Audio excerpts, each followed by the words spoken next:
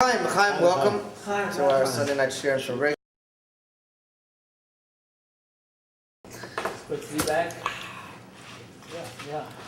Now, as everyone knows, in the middle of our 6 weeks of classes on how to succeed in anything that you want. So this is the fourth class of the 6. But this is the fourth class, which is about Maisa, which is about doing. In previous classes, we spoke about setting goals for ourselves, committing to those goals, drawing out a map or a blueprint on how to succeed in getting the goals. And now it's time to start working, to do. So this week we just finished Parshas Ki Teitzei, which the beginning of the Parsha talks about if you should go out to war. So I'll tell you the story. It was actually before we moved to the old city. Last flag standing. I was in yeshiva in Orti Mimim. It was my second year of yeshiva, and Hanukkah came. And we're doing Mitzvah, and we're going around with Mashiach flags.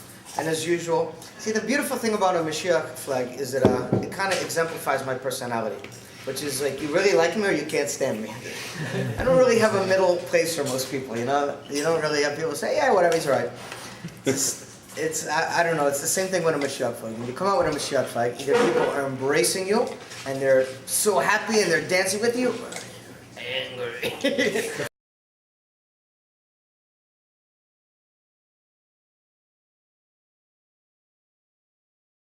So it was Hanukkah. This is going about, I'd say, about 3-4 years ago. And we're on a mitzvah. On Hanukkah time, we go around with menorahs, and we go to different people's places and light the menorah with them. And we were actually at it wasn't a yeshiva, it was a university of, is it Jerusalem? What is it called? They have one in Jerusalem? No, it's not University of Jerusalem. It's Tel Aviv University. And there's actually have a branch in Jerusalem. So we were going door to door in the dormitories. And it's funny, I remember, people weren't expecting this. We were just knocking on the door, and we're with like a bunch of Bachrim. So, excuse me, please remove this guy from the chair. So, we were knocking on doors. I remember I was with a friend of mine, and we knocked on a door, and these 2 girls answered it, and they were in their pajamas, they're like in their robe, they just came out of the shower. My friend's standing there, he's like, I'm like, look at your donuts, dude, look at your donuts, dude. We're here to see if you want to do it. Stare at your donuts, dude. So, it was an interesting evening with a lot of adventures. But then we got to the old city, the Kotel. We had all the flags. And a lot of people with us were like really nervous. Like, look, let's not go to the Kotel with the flags. Because they know it can be a little bit tense there. It's fire. It's the source of the fire. It's like the wall. So I'm like, nah, screw that. We got to go. Ufarat, we got to go with the flags. And even the rabbi who came with us from the yeshiva, he was like, look, I don't know if it's a very good idea. You know, some Yerushalmis get very upset about this kind of thing. I'm like, nah, we got to go. So it's like 1 o'clock in the morning. And we come out of the car, and we start approaching the Kotel, and we go through the security with our flags. And we're approaching the Kotel, and it's packed. I mean, it's just packed with people. And mostly black hats and jackets, but not Hasidim, you know, different types. A lot of Litvach, Haredim.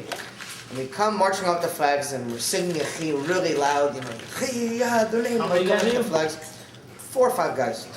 And the Kotel, I mean, there's hundreds of people there. And you had enough noise to make everyone else move. And I was the guy in the front of the flag, and I'm screaming really loud, I'm singing really loud with a lot of chayas. And all of a sudden I look, and it's just like everyone at the same time turns around like this. And they're all looking at me. And there's just, I just see like 50 faces of just anger.